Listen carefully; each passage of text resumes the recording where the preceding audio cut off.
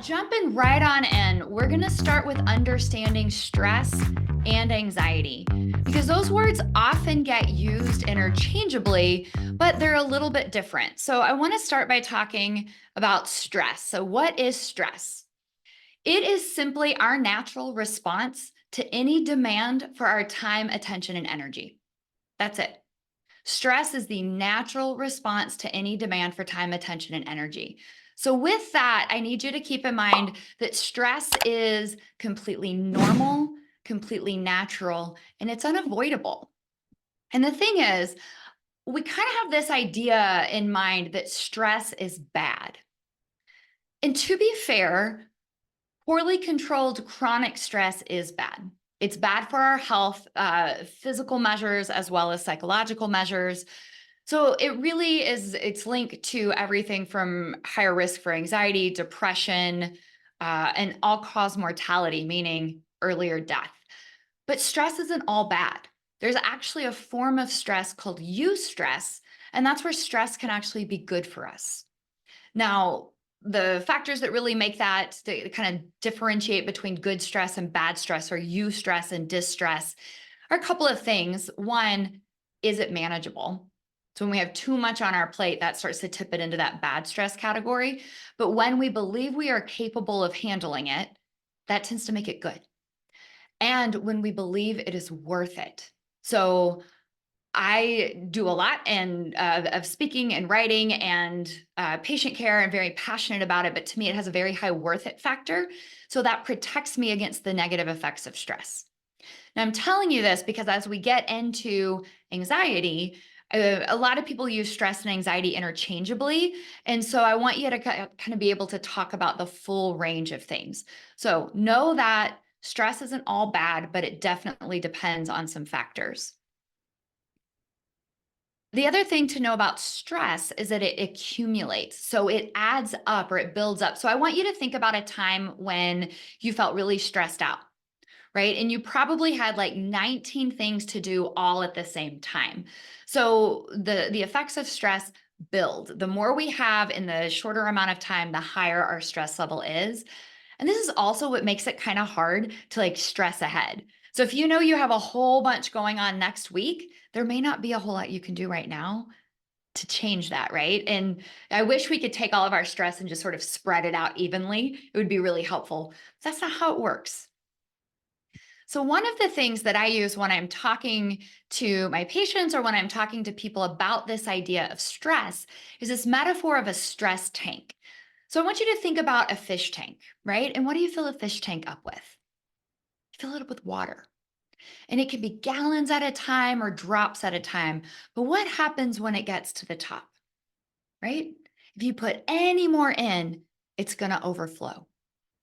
And that's very much what happens with stress. So you can have little drops of stress, like maybe you lost your car keys in the morning and you're running late, or you have to have an unpleasant conversation with someone. Like these little things can also, you can have big gallons that fill it up. If you didn't sleep well last night, your stress tank is already half full. If you have an anxiety disorder, your stress tank is already half full. And then what it takes when you get to the top, the littlest thing is going to make you get stressed out. You're going to overflow. And for humans, that looks like a combo of anxiety, anger, sadness, tears, right? So this is where people kind of melt down. So when we're thinking about today and some of the things we're going to be talking about, it applies to dealing with just general stress, but it applies to anxiety as well. And these two things go hand in hand. So while we're talking about stress as sort of the natural response to any demand for time, attention, and energy, even things like having to eat or having to go to the bathroom, right? That's a demand for your time, attention, and energy. Those are technically stressors. Anxiety, on the other hand, is our body's built in warning system. So, from an evolutionary perspective, our brains developed, our minds developed with this goal of keeping us alive so that we could procreate and spread our genes on, right? So, it's survival of our species. And the way our minds addressed this need for survival is they developed an anxiety response. So, anxiety is our built in warning system. And I bring this up because I want you to understand that anxiety, like stress, is not all bad. It serves a purpose and a very needed purpose.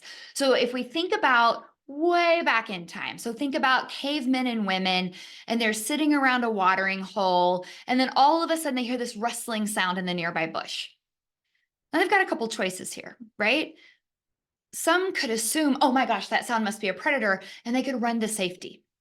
If they were wrong, you know what? Big deal. At least they were alive. And you know what? They lived to be wrong another day. If, however, they're sitting around the watering hole and they hear that sound and they're like, yeah, it's probably just the wind. And if they were wrong, the results could be catastrophic. So our ancestors evolved to have this anxiety system, this built in system to keep us safe. And so, with that, I want you to keep in mind that anxiety serves a purpose. So we are not going to get rid of it. It is 100% natural. And so this is where I see a lot of people struggling with anxiety or with anxiety disorders is that not only are they dealing with the symptoms themselves, but then they're also kind of piling it on with this idea that I shouldn't feel this way. I don't want to feel this way.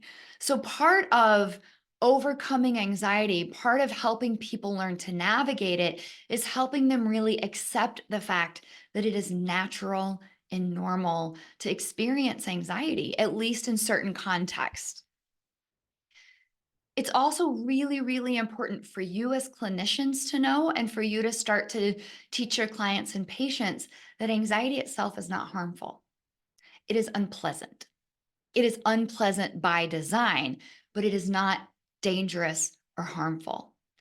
So if I think about kind of a modern day example of anxiety, imagine you're driving down the road and a car pulls out in front of you and your muscles tense and your breath catches and you slam on the brakes because your anxiety system said, danger, act fast.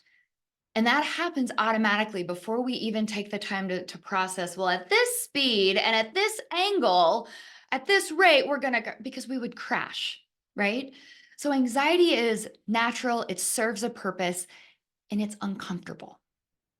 If it weren't uncomfortable, it wouldn't work as well as it does. If it weren't so unpleasant to us, we would not be highly motivated to slam the brakes. Now, you think we slam the brakes to keep from hitting the car?